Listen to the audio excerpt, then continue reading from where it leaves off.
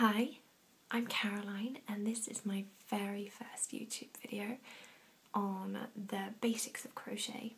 Now, I've been crocheting for about 4 to 5 years now, and I learned because I wanted to make those tiny crochet flowers that I saw in a craft market one time.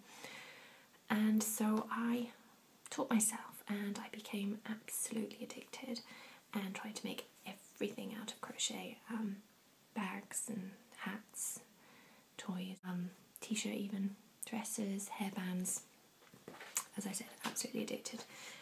Anyway, a couple of months ago I started our website, which is www.thepartyartisan.co.uk, and on there I put a few very basic little patterns, and subsequently I was asked if I could do how to crochet tutorial. So here I am.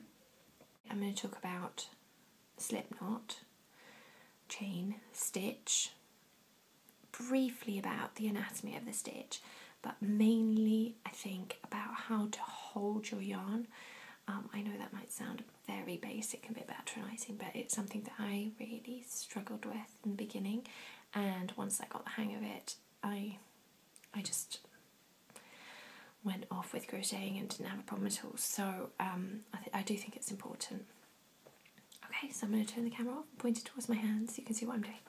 Okay, I'm going to try and show you how I hold the yarn, but from like my perspective. So I've set up the camera, so excuse me for the heavy breathing, but I've set it up as close to my face as I can so that you can see the way I crochet from my view, which will be your view, obviously, when you start. So you get your yarn and put it on your left hand side and take your short end, wrap it round your little finger and up over your pointy finger.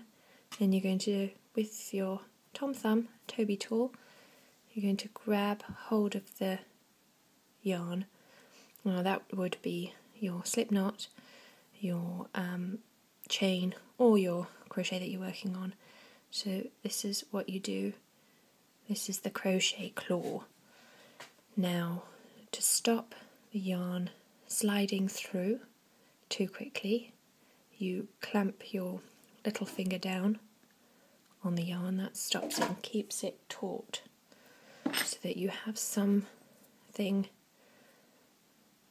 solid to work with. And when you want it looser to pull through, you just open up your hand and it just slides on through. I'll just show you again. So you take your short end, wrap it round your little finger, up over your pointy finger, then take your thumb and Toby tool and grab hold of it, and then you're going to work with this bit here, and you're going to use, so basically all of your fingers are being used with the crochet claw, and that's it. Right, now you know how to hold the yarn, we're going to work on the slip knot. So you get the short end and you wrap it over your finger and then to the back. And what you're going to do is just tuck that loop up on through and pull. Don't let the short end go through the knot because then it won't work. And just pull, and then you have your adjustable knot, which then you put your crochet hook through and tighten round it. Okay, now you have your slip knot on your hook. We are going to put the two together. So your slip knot, run it over your little finger, back over your pointy finger and grab the knot. You see how it pulls it down, so it's just easier to get the hook and the yarn through.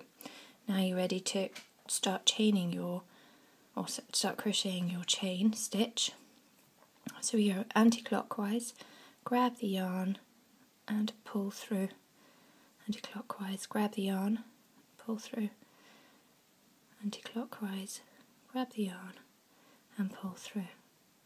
Now, when I let go of these two fingers, my thumb and my Toby tool, I put my finger on to the stitch that's on the hook to stop it sliding around.